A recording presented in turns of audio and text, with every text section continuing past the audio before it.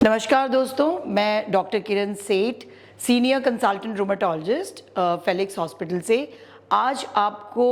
गठिया के उन 10 लक्षणों के बारे में बताऊंगी जिसके बारे में आम जनता को पता नहीं होता है। जैसे कि आपको पता है कि रूमेटॉइड आर्थराइटिस एक ऑटो इम्यून बीमारी है जिसमें कि आपकी प्रतिरोध क्षमता वो सही तरीके से काम नहीं करती है और आपके जोड़ों को ख़राब करती है। ना केवल जोड़ों को ख़राब करती है बल्कि आपके शरीर के दूसरे अंगों पर भी अपनी मार मारती है। अगर मैं इसको ऑस्टियोआर्थराइटिस से कंपेयर करूं तो ये एक इन्फ्लेमेटरी ऑटो इम्यून डिजीज़ है, जबकि ऑस्टियोआर्थराइटिस एक डीजेनरेटिव डिजीज़ होती है जिसमें कि जो कार्टिलेज होती है वो डैमेज होती है, जिसकी वजह से जोड़ का फंक्शन ख़त्म होता है। आइए बात करें रूमेटॉइड आर्थराइटिस की। तो सबसे पहले जो ये बीमारी जोड़ों के साथ साथ सबसे पहले फेफड़ों के स्वास्थ्य को प्रभावित करती है। तो इसमें क्या होता है कि जैसे जैसे रूमेटॉइड आर्थराइटिस की एक्टिविटी बढ़ती है या रूमेटॉइड फैक्टर या एंटी-सीसीपी लेवल्स अगर ज़्यादा होते हैं तो ये बीमारी बहुत तेज़ी से बढ़ती है। अगर इसका इलाज नहीं हो तो ये लंग्स में भी चली जाती है, जिसमें सबसे पहले वो एक इंटरस्टिशियल लंग डिजीज़ बनाती है जिसमें कि लंग्स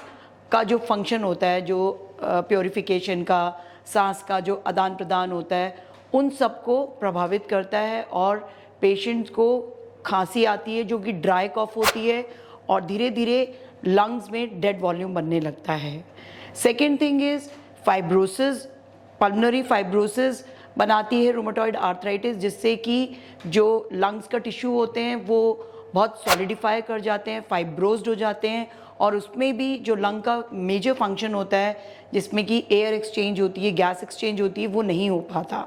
तीसरा, नोड्यूल्स बन जाते हैं लंग्स के अंदर और जिसकी वजह से कभी कभी ये नोड्यूल्स के फटने से या कोलैप्स,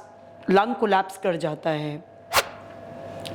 रूमेटॉइड आर्थराइटिस पेशेंट की मेंटल हेल्थ के ऊपर भी बहुत मार मारता है, क्योंकि ऐसा नहीं होता कि रूमेटॉइड आर्थराइटिस सिर्फ जोड़ों को अफेक्ट कर रहा है, वो पूरा का पूरा जो एक पेशेंट होती है उसकी जो पर्सनालिटी होता है उसके ऊपर अफेक्ट करता है, क्योंकि ये पेशेंट्स बहुत सारे काम नहीं कर पाते और हमेशा इनको जो जोड़ों में दर्द होती है उसकी वजह से ये लोग काफ़ी तनाव में रहते हैं। कभी कभी जो बहुत सारी दवाइयाँ ये खाते हैं उससे भी इनको एंजाइटी बनती है, plus the cost of the treatment, बार बार जो ये हॉस्पिटल जाते हैं उससे भी इनको मेंटली काफ़ी स्ट्रेस और स्ट्रेन रहता है, जिससे कि इनकी मेंटल हेल्थ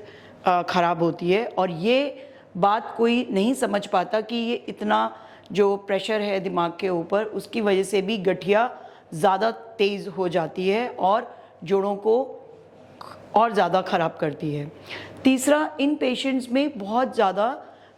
डाइजेस्टिव प्रॉब्लम्स भी देखी गई हैं। इनमें इन लोग को अल्सर्स बन सकते हैं जो कि दवाइयों के कारण भी बन सकते हैं, पर से डिजीज़ एक्टिविटी के कारण भी बन सकते हैं, आईबीएस की तकलीफ़ हो जाती है, इन्हें दस्त लग सकते हैं, इनको कभी कभी लाइक पर रेक्टम ब्लड भी आता है और इनकी जो गट हेल्थ है because of the medicine, because of the disease भी अफेक्ट होती है।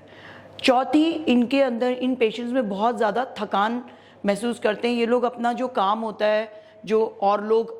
मतलब एक नॉर्मल आदमी अपना काम अच्छे से कर लेता है, ये जो गठिया के जो पेशेंट्स होते हैं इनके अंदर थकान बहुत ज़्यादा होती है जो कि एक बी सिम्टम होता है और ये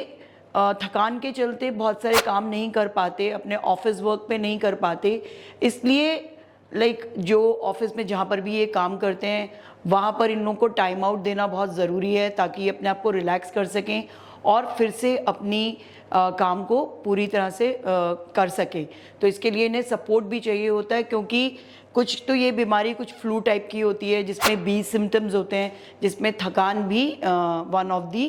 फैक्टर्स होती है। देन इन पेशेंट्स की जो अगर ये लोग बाहरी कोई भी इन्फेक्शंस होता है, पांचवा, तो इनकी रिकवरी बहुत धीरे होती है। मतलब अगर कोई गठिया का पेशेंट है, उसको ऊपर से कोई संक्रमण हो जाए, कोई इन्फेक्शन हो जाए, तो उससे ये लोग उबर के बहुत इनको टाइम लगता है उबरने में और इनको ज़्यादा मतलब इनकी इम्यूनिटी काफ़ी कम होती है जिसकी वजह से इनको ज़्यादा टाइम लगता है, क्योंकि इनके जोड़ काफ़ी अफेक्ट होते हैं, चाहे वो हाथों के हो, कलाइयों के हों, तो इनकी पकड़ कमज़ोर हो जाती है। तो इनकी जो लाइक डे टू डे जो एक्टिविटीज़ होती हैं, जैसे बॉटल्स को खोलना है अगर वो गृहिणी है, या फिर इनको जैसे टाइपिंग करनी है, इन सब में भी इनको ज़्यादा प्रभाव पड़ता है। देन इन पेशेंट्स में ये भी देखा गया है कि इनका जैसे मुंह सूखता है और इनके जो मसूड़ों की जो गम हेल्थ होती है वो बहुत प्रभावित होती है, क्योंकि इनमें जो ग्लैंड्स होते हैं वो सूख जाते हैं, जिसको कि हम लोग शॉग्रेन्स, सेकेंडरी शॉग्रेन सिंड्रोम बन जाता है, जिससे कि उनके मुंह में स्राव पूरी तरह से नहीं आता, और उसके बाद जो दांत होते हैं मसूड़ों की ड्राइनेस के कारण जल्दी से ख़त्म हो जाते हैं, और इनकी हड्डियां भी कमज़ोर होती हैं, मुंह की जो दांतों की पकड़ उस पर कमज़ोर हो जाती है, और ऐसे पेशेंट्स को बहुत जल्दी कैविटीज़ भी बनती हैं और इनके डेंटल हेल्थ भी प्रॉब्लमेटिक होती है। सुबह उठ के दर्द, जकड़न, लाली आना जोड़ों में और एक जेलिंग फिनोमिना बनना, ये बहुत कॉमन होता है आर्थराइटिस पेशेंट में, और यूजली ये जेलिंग फिनोमिना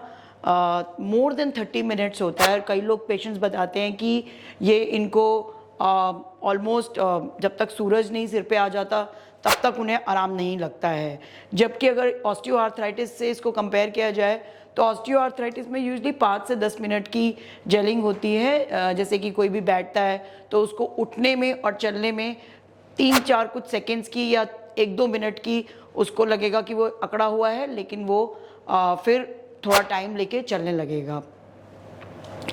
और इसीलिए because of this gelling phenomena, क्योंकि मसल्स भी अफेक्ट होते हैं, तो व्यायाम करना हमारे पेशेंट्स के लिए बहुत अच्छा होता है।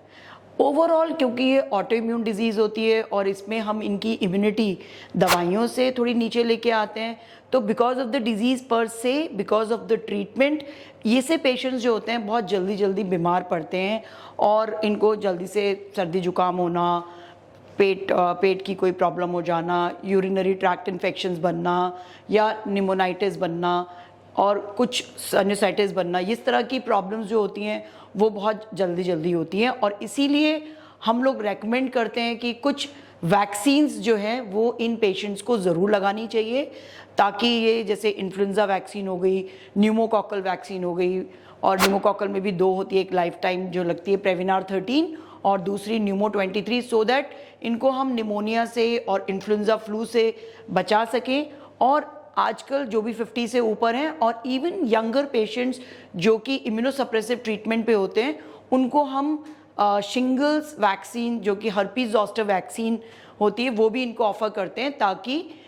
इनको उस चीज़ से बचाव मिल सके। सो धन्यवाद दोस्तों, मैंने आपको आज 10 लक्षण ऐसे बताए जो कि रूमेटॉइड आर्थराइटिस के पेशेंट्स को होते हैं, जिनकी लोगों को नहीं पता होती। और इसके लिए अगर आपको कोई भी दर्द या जोड़ों में कहीं पर भी आपको दर्द आता हो, सूजन आता हो, या आपको अकड़न बनती हो जो कि 30 मिनट से ज़्यादा हो, या आपको ड्राई खांसी हो रही हो बहुत टाइम से और थोड़ा चलने पर आपकी सांस फूल रही हो, या आपको कोई रैशेज़ आते हों, या कोई अल्सर्स बन रहे हों, पैरों में झंझनाहट, सुनपन आता हो, या आपको चलने में दिक्कत आती हो, सुबह उठ के एड़ी में दर्द आता हो, तो इन सब लक्षणों को लेके आप ज़रूर अपने किसी रूमेटोलॉजिस्ट से मिलें। धन्यवाद।